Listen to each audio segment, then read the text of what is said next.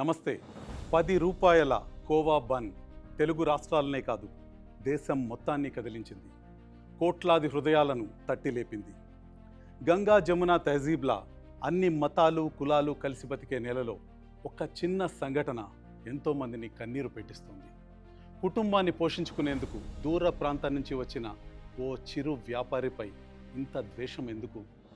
కష్టానికి కులం కావాలా? బతకటానికి మతం అవసరమా? వ్యాపారానికి ప్రాంతం ముఖ్యమా? కులం మతం ప్రాంతం పక్కన పెట్టి పోరాడిన తెలంగాణ ఇలాంటి విద్వేషాన్ని సహిస్తుందా? కష్టపడకుండా ఎవరూ పైకి రారు. పూట గడవాలంటే ప్రతి ఒక్కరూ ఏదో ఒక పని చేయాల్సిందే. చిన్నప్పుడు మనము మన తల్లిదండ్రులు వాళ్ళ తల్లిదండ్రులు కష్టపడి పైకొచ్చిన వాళ్ళే.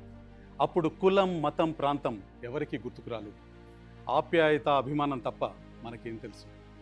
సోషల్ మీడియా పుణ్యమాని ఇప్పుడు ప్రపంచం నలుమూలలా జరిగే అన్ని విషయాలు మనకు తెలుస్తున్నాయి. గిరిజన దేవతల జాతర మేడారంలో 10 రూపాయలకు బన్ను అమ్ముకుని బతికే షేక్ వలీపై జర్నలిజం పేరుతో కొందరు విషం చిమ్మారు.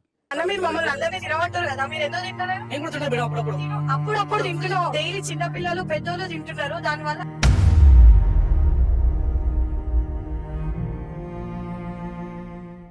మనం తినే మెతుకులకు మతం ఉంటుందా?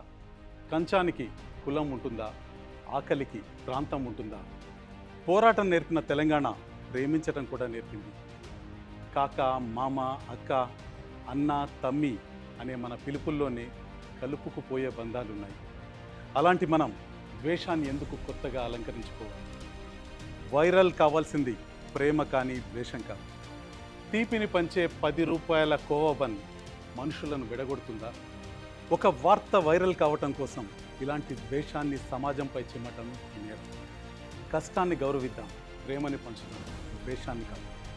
ఒక మతానికి చెందిన వారంతా జిహాదిస్టులో టెర్రరిస్టులో అయితే దేశంలో ఎవరికైనా భద్రత ఉంటుందా? ఫలానా మతంలో పుట్టాలనేది వాళ్ళ ఛాయిస్ కాదు. మత ప్రసక్తి లేకుండా పౌరులందరికీ జీవించే సమాన హక్కుని రాజ్యాంగం కల్పిస్తుంది. రెచ్చగొట్టడం క్షణాల పని, ఆరోగ్యకరమైన ఆలోచన రేకెత్తించటం విజ్ఞుల బాధ్యత.